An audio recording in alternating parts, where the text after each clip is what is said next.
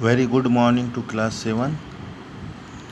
Last time हमने civic में democracy and equality वाला चैप्टर किया था। आई होप कि सबने होमवर्क ये कर लिया होगा।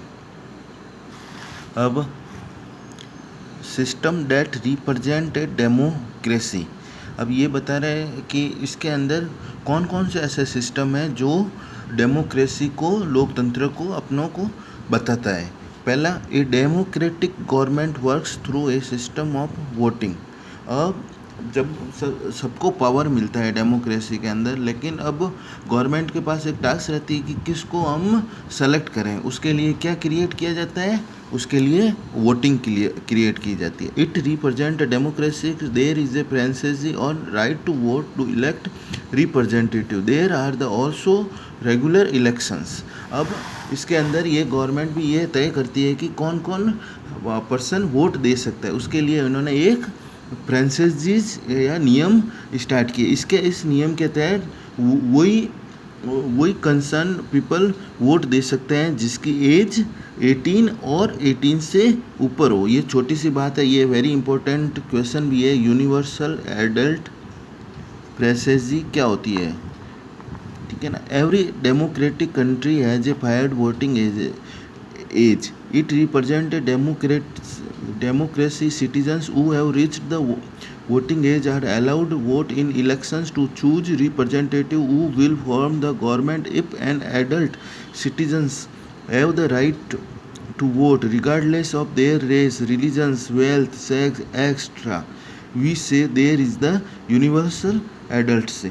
ये सब उसकी कैटेगरी एक पर्टिकुलर सेगमेंट के ऊपर डिपेंड करता है। उस सेगमेंट के आधार पे ये डिपेंड किया गया है, पर ये अलग अलग कंट्री में डिपेंड किया गया है। लेकिन इंडिया के अंदर क्या डिपेंड किया गया है, जिसकी age, if the voting age the 18 and there is the universal adult, this means all Indian citizens aged 18 and above can vote. It is called the universal adult franchise.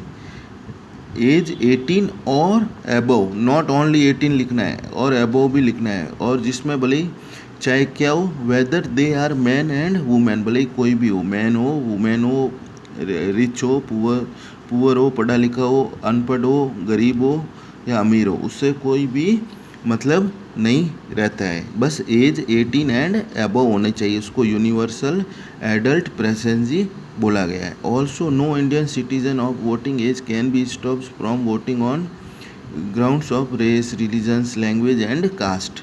और ये इसके ऊपर भी डिपेंड नहीं करता है कि क्या कास्ट है, कौन से धर्म से है, कौन सी भाषा बोलता है, एक्सेट्रा। ये इसके ऊपर डिपेंड नहीं करता है। इसको, ये इम्पोर्टेंट है पैराग्राफ है ये, यूनिवर्सल एडल्ट फ्रेंचाइजी। ये 100% क्वेश्चन हर बार एग्जाम में आता है। मैं यहाँ पर इम्पोर्टेंट भी लिख लेता हूँ और ये आज का होमवर्क भी है। What is universal adult franchise. Regular elections. Regular elections means क्या होता है, in the democratic country the government is formed for the fix period of time. और रेगुलर मतलब कुछ फिक्स पीरियड के आधार पे वोटिंग होती है। अब ऐसा नहीं कि किसी एक को गवर्नमेंट में प्राइम मिनिस्टर बना दिया तो वो लगातार ही रहेगा। ऐसे लगातार रहने से क्या होता है, डिक्टेटरशिप होता है, तानाशाही होती है। इस तानाशाही को रोकने के लिए क्या किया जाता है, रेगुलर इलेक्शंस किया जाता है। After that there are the fresh elections. If the people are satisfied with the government, they may vote back to the power.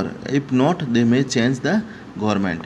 अगर पब्लिक बिल्कुल सेटिस्फाई है गवर्नमेंट के साथ, तब तो वापस 5 साल के लिए गवर्नमेंट बन जाती है। नहीं होती है तो चेंज हो जाता है। जैसे अपने इंडिया कंट्री में देख लो, प्राइम मिनिस्टर PM मोदी पहले था, अभी वापस गवर्नमेंट सेटिस्फाई है तो वापस 5 साल के लिए बन गया।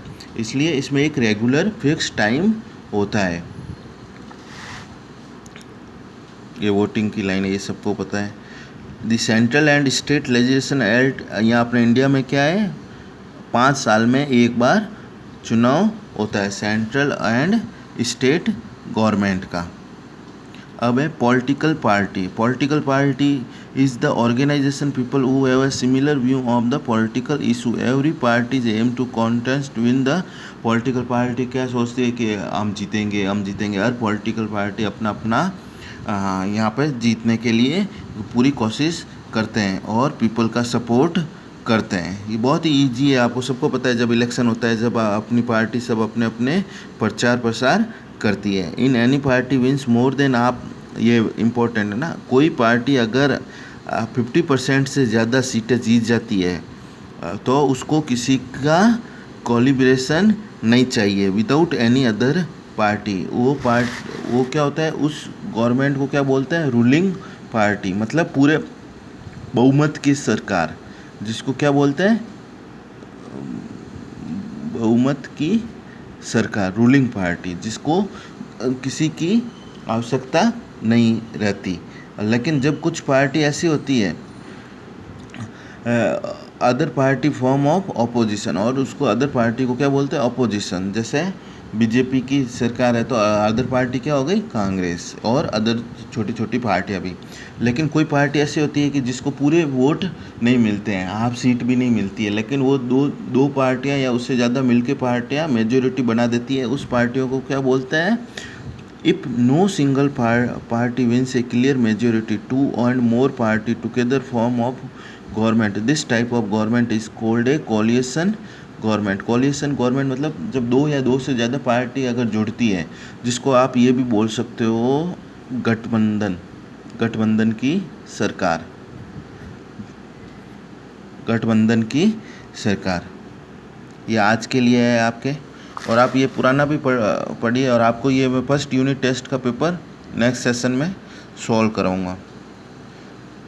और होमवर्क के लिए आपको ये लिखना है, what are the types of representative democracy, जिसके अंदर आपको ये बताता है universal adult franchise, regular elections and political parties के बारे में बताना है। आज के लिए इतना ही, थैंक यू।